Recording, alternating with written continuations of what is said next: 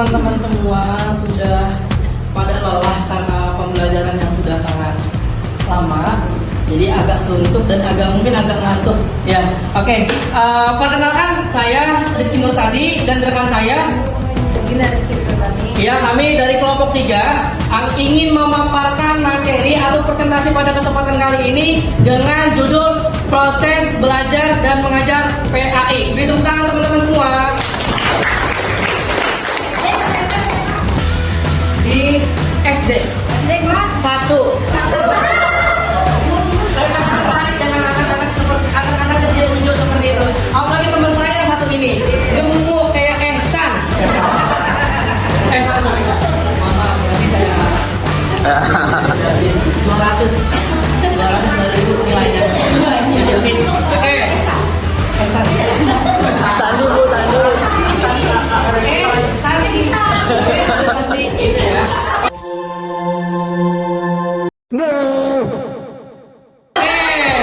Oke, untuk mencairkan suasana, yang pertama yang saya akan jelaskan tentang metode. Metode yang saya akan bawakan pada kesempatan kali ini adalah metode TGT. Wah, ya, ini sangat. apa sih TGT? Iya, betul sekali, harus seperti itu. Metode TGT disingkatan dari tim, games, turnamen. Jadi kali ini kita cuma main-main ya. Pokoknya kita main-main aja belajarnya. Ya, karena kan kalian masih kelas 1 SD. Jangan banyak-banyak kalian belajar. Bermain saja. Karena waktu fokus kalian itu anak SD 7 menit, habis itu pulang. Oke, kita dulu. Metode TGT atau Team Game Turnamen adalah model pembelajaran yang dikembangkan oleh David DeVille atau saya ini bahasa Inggris soalnya saya susah. Dan Cat Edwards.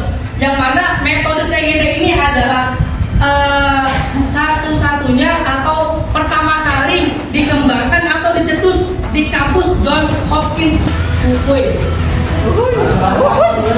Susah. Pasti kalau kalian ada apa namanya PPT-nya pasti saya salahin, makanya saya jangan ada PPT-nya. Karena saya salah baca.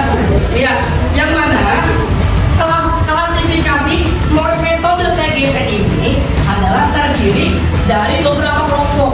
Ya, yang mana dari beberapa kelompok itu ada 4 orang sampai 5 orang, bahkan lebih juga boleh.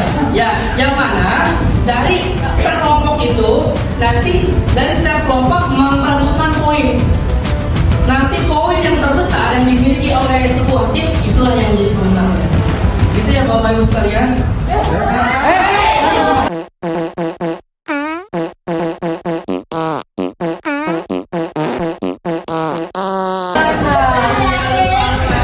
Itu ya anak soleha. Iya bapak. Teman-teman semua tolong dikondisikan seperti anak SD kelas 1. Oh iya lupa, tentang dulu. Iya. Nanti ada games dan ada ice breaking dan ada itu yang akan kami sampaikan nantinya. Selanjutnya.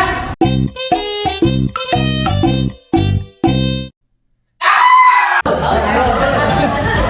saya maaf ya. Coba Anda gimana tadi Bapak dari mana? Iya, bagus. Udah ini aja. Ayo, tepuk tangan buat Alo. Ya, Bapak. Sekarang saya tunggu saja dari yang perempuan. Kalian adik Putri, ayo awal. Lalu Bapak dari nama? Ibu guru dari nama Putri.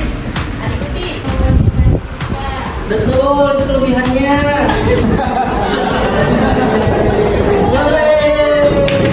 Kelebihannya apa lagi? Udah.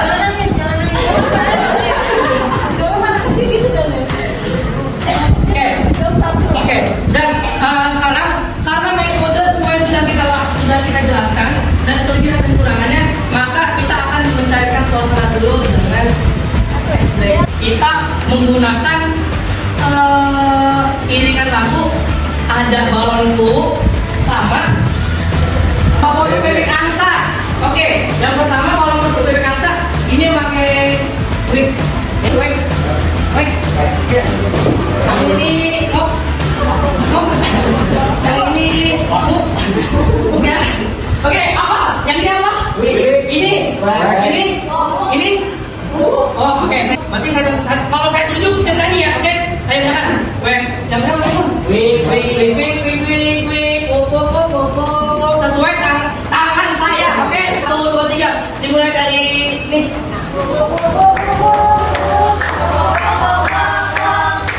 Adik tepuk tangan dari adik. 1, 2, 3.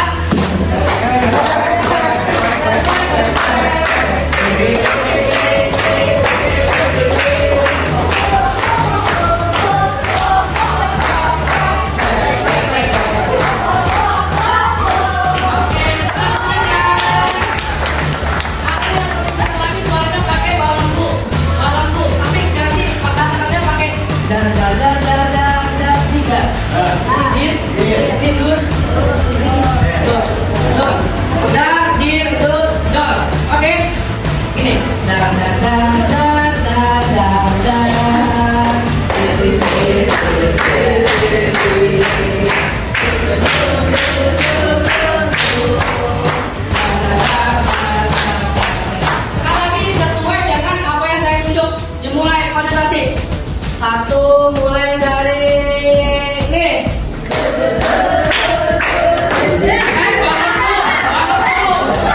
Balonku ada 5 gitu ya. 1, 2, 3.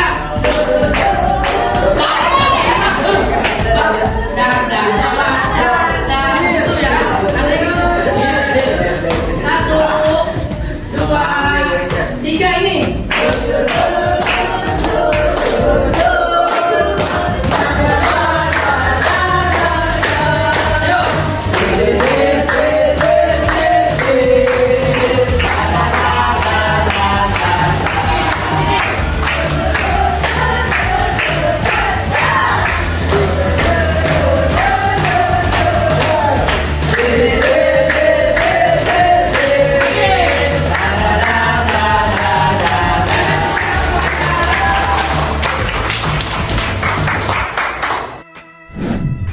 Simpel saja. Kasih paham. Nah,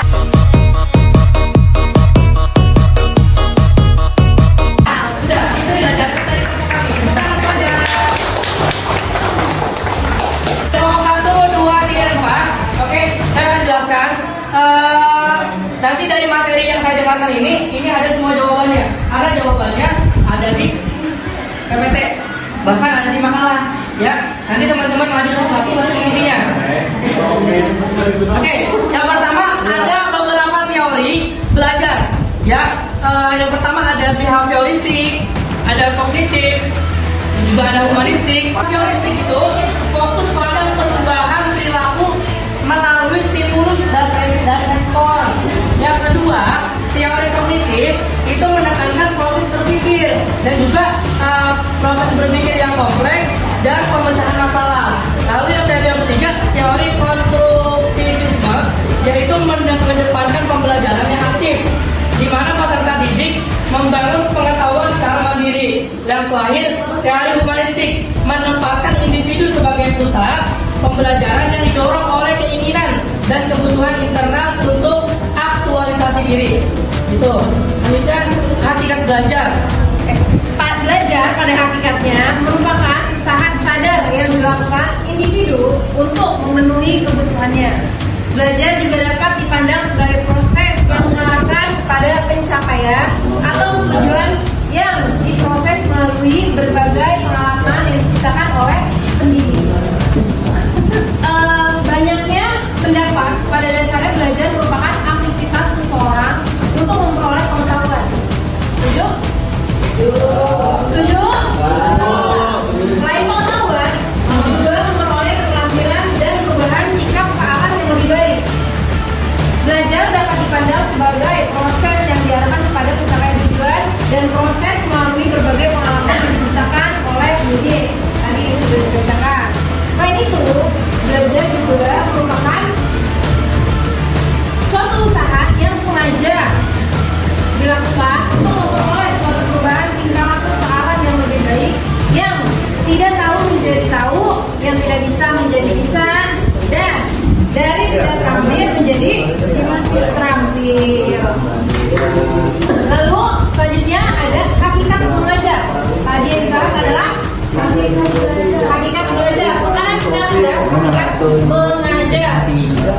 Nasution mengartikan segenap aktivitas yang kompleks yang dilakukan guru dalam berorganisasi atau mengatur lingkungan belajar dengan sebaik-baiknya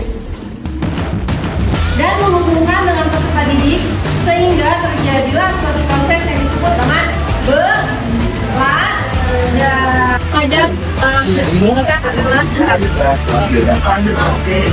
terbagi menjadi dua, itu ada proses belajar dalam pendidikan Islam. Perubahan atau perkembangan perilaku peserta didik terbagi menjadi beberapa hal. Di antaranya yang pertama adalah perkembangan intelek. Yang kedua adalah perkembangan sosial. Yang ketiga perkembangan bahasa. Yang kedua itu proses mengajar dalam pendidikan Islam. Di bawah ini dikemukakan metode mengajar dalam pendidikan Islam yang prinsip dasarnya itu Al-Quran dan hadis. Ya, perhatikan. Yang pertama itu ada metode ceramah, ada metode tanya jawab, metode diskusi, metode demonstrasi, metode kelompok, terus ada metode misal, ada metode amsal dan masih banyak lainnya. Secara keseluruhan, proses belajar mengajar melibatkan interaksi antara pendidik dan peserta didik untuk mencapai tujuan pendidikan yang lebih luas, yaitu menciptakan individu yang cerdas, beriman, dan bertanggung jawab. Seperti itu. Kelompok 1, are you ready? Ready! Are you ready? Ready! Kelompok 1, Sasa, Mamat, Ngada, we are the best. Oke guys, siap? Siap! 1, 2, 3.